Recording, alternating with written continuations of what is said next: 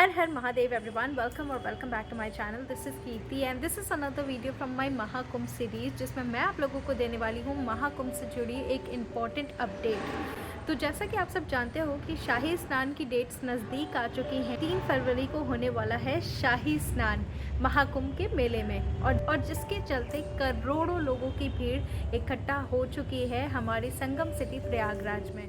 तो वीडियो की शुरुआत से पहले मैं आपको बता दूं कि जो भी मैं इन्फॉर्मेशन आप लोगों को दे रही हूं वो मेरे पर्सनल एक्सपीरियंस पे बेस्ड आउट है। प्रशासन नियम कभी भी बदल देता है, तो कोई भी नियम कभी भी बदला जा सकता है, बट जो मैंने एक्सपीरियंस किया था मैं उसी के हिसाब से आपको ये इन्फॉर्मेशन दे रही हूँ।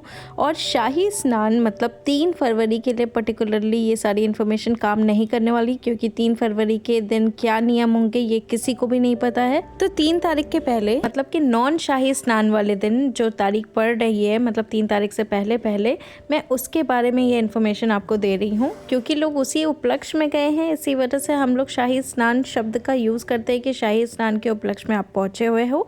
लेकिन शाही स्नान वाले दिन ये सारी इन्फॉर्मेशन काम नहीं आएगी। उस दिन कोई भी नया नियम प्रशासन लागू कर सकती है, और जो कि शाही स्नान में इतनी ज़्यादा भीड़ हो जाती है कि कोई भी प्लानिंग वहाँ काम नहीं करती। इसी के चलते प्रशासन ने एक नियम लागू किया है कि पूरे मेला क्षेत्र को नो व्हीकल जोन डिक्लेयर कर दिया गया है। तो अगर आपने पहले से कोई प्लानिंग कर रखी है कि आप अपनी गाड़ी से, अपनी कैब से मेला क्षेत्र तक पहुंचोगे पंचमी के दिन शाही स्नान करने, तो ये प्लान शायद आपका काम ना करे, क्योंकि गाड़ियों को बहुत पहले ही रोक दिया जा रहा है और पूरा मेला क्षेत्र नो व्हीकल जोन हो गया है। तो आपको लोकल ट्रांसपोर्ट पे नहीं मिलेगा। सिर्फ कुछ बाइक का सपोर्ट आप ले सकते हो, वो भी कहाँ से मिलेंगी, क्या मिलेंगी, इसकी भी कोई पुष्टि नहीं की गई है, कोई कन्फर्मेशन नहीं है, कोई ऐसा स्टैंड नहीं बनाया गया है। तो इस वजह से अगर आप भी कोशिश कर रहे हो प्रयागराज तक पहुंचने की शाही स्नान के दौरान, तो मैं आपको बता दूं कि no vehicle zone already declare हो चुका है। तो लोगों को बड़ी परेशानी का सामना करना पड़ रहा है, लोगों को बहुत पैदल चलना पड़ रहा है, क्योंकि जब व्हीकल ही नहीं चलेगा, लोकल ट्रांसपोर्ट भी नहीं चलेंगे, तो पैदल ही चलना एक ऑप्शन बच जाता है। तो अगर आप कल से लेके 3 फरवरी के बीच में प्रयागराज पहुंचना चाहते हो, तो आप उसी हिसाब से पैकिंग करिएगा जितना आप सामान लेकर पैदल ट्रैवल कर सको, क्योंकि बहुत हैवी बैग्स के साथ तो आप वैसे भी ज़्यादा दूर तक नहीं चल पाओगे। वहाँ थकान बहुत ज़्यादा हो जाती है, वहाँ धूप भी ज़्यादा लगती है। ठंड का मौसम है, फिर भी वहाँ धूप इतनी लगेगी, इतनी गर्मी लगेगी चलते चलते कि आपको थकान हो सकती है। तो आप इस बात का ध्यान रखिएगा कि आप अपने साथ बहुत सारा सामान लेकर मत जाइए और पैदल चलने के लिए तैयार रहिए। अगर आप पैदल चल सकते हैं तभी आप स्नान को कवर कर सकते हैं, क्योंकि कोई और ऑप्शन नहीं है। आपको कम से कम 5 से 7 किलोमीटर तो एवरेज पैदल चलना ही पड़ेगा। इतना तो मतलब नॉर्मल है। पहले जब मैं गई थी तो वो नॉन शाही स्नान डेट्स थी। हाँ, मैं 15 तारीख को गई थी, 15 जनवरी को, जब शाही स्नान 14 को ख़त्म हो गया था, उसके बाद मैं गई थी। तो हम लोगों को लोकल ट्रांसपोर्ट का बहुत सपोर्ट मिल गया था, इसकी वजह से हम इधर से उधर आसानी से ट्रैवल कर पा रहे थे। लेकिन अगर आप कहो कि पैदल संगम से आपको वापस आना है और या फिर मेला क्षेत्र एक्सप्लोर करना है, तो आपको उसके लिए बहुत पैदल चलना पड़ेगा। और साथ ही साथ मैं आपको बता दूं, जो मेन संगम है जहाँ पे गंगा, यमुना नदी और सरस्वती नदी का संगम होता है, लोग वहाँ डुबकी लगाने जाते हैं। वहाँ तक अगर आपको पहुँचना है तो वहाँ तक आप बोट का सहारा लेकर पहुँच सकते हो। आपको बोट हायर करनी पड़ेगी, जो 200 से लेके 500 के बीच में कुछ भी चार्ज कर सकते हैं, क्योंकि बोट का भी रूट बहुत ज़्यादा लंबा कर दिया गया है।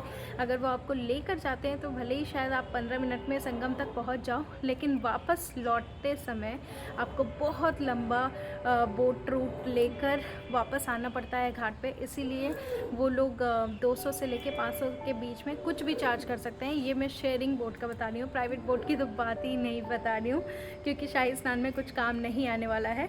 तो शेयरिंग बोट का ये कॉस्ट आपको देना पड़ सकता है। बहुत लोगों की क्वेरी आ रही थी कि बोट के क्या चार्जेस है, इसलिए मैंने सोचा कि आप लोगों को ये इन्फॉर्मेशन भी दी जाए। तो आप ज़्यादा नेगोशिएट मत करिएगा, क्योंकि लोगों की भीड़ इतनी ज़्यादा है कि आपको बोट मिल रही है, यही बहुत बड़ी बात है। तो अगर आपको संगम में डुबकी लगाना है तो आपको बोट करके संगम तक जाना होगा और उसी बोट से वापस आना होगा घाट तक। और यही नहीं, आपको बोट ट्रैफिक का भी सामना करना पड़ेगा। तो ओवरऑल इस प्रोसेस में आपके 2.5 से 3 घंटे लग सकते हैं। और जैसा कि मैंने आप लोगों को बताया कि आपके पास 2 ऑप्शन है। एक तो संगम का ऑप्शन मैंने आपको बता ही दिया कि आप संगम में स्नान कर सकते हो। बोटिंग की हेल्प से आप जा सकते हो संगम में, बीच संगम जहाँ होता है, और वहाँ पे संगम में डुबकी लगा सकते हो। और आप चाहो तो भीड़ को ध्यान में रखते हुए किसी घाट पे गंगा स्नान भी कर सकते हो। दशाश्वमेध घाट, अरैल घाट, जो प्रयागराज के घाट हैं, वहाँ पे आप गंगा स्नान कर सकते हो। और वहाँ तक आप पैदल भी पहुँच सकते हो बड़ी आसानी से, क्योंकि वैसे भी ट्रांसपोर्टेशन फैसिलिटी तो काम नहीं आएगी, तो आपको पैदल ही चलना पड़ेगा। और वहाँ पे आपको चेंजिंग रूम वगैरह सबकी फैसिलिटी मिल जाती है। चेंजिंग रूम, वॉशरूम, सब कुछ बना हुआ है घाट पे, तो आप चाहो तो घाट पे भी स्नान कर सकते हो। तो ये तो थी एक important update. So I hope कि आपको ये जानकारी पसंद आई होगी, तो वीडियो को लाइक ज़रूर करिएगा। चैनल पे अगर आप नए हो तो चैनल को सब्सक्राइब करके बेल आइकन प्रेस कर देना, सो दैट आपको फ्यूचर की वीडियोस की नोटिफिकेशन मिलती रहे। बिकॉज महाकुंभ सीरीज़ में अभी और भी एपिसोड्स आना बाकी है, तो मेरे चैनल से जुड़े रहिएगा। मैं आप लोगों तक सारी अपडेट पहुँचाती रहूँगी। और हाँ, अगर आप भी महाकुंभ में रहने की कोई व्यवस्था ढूंढ रहे हो, किसी टेंट या होटल में बुकिंग करवाना चाहते हो, तो you can contact me on Instagram. I have some references, मैं आपको उनका नंबर शेयर कर सकती हूँ और आप उनसे कॉन्टैक्ट करके अवेलेबिलिटी चेक कर सकते हो। अगर उनके पास ऑप्शन अवेलेबल हुआ तो may be that can help you out. So do connect me on Instagram if you are looking for a stay option in Mahakumbh. So अगर वीडियो इन्फॉर्मेटिव लगी हो तो अपने फ्रेंड्स और फैमिली के साथ शेयर ज़रूर करिएगा। मैं आपसे मिलूंगी नेक्स्ट वीडियो में, तब तक के लिए हर हर महादेव, जय माता दी।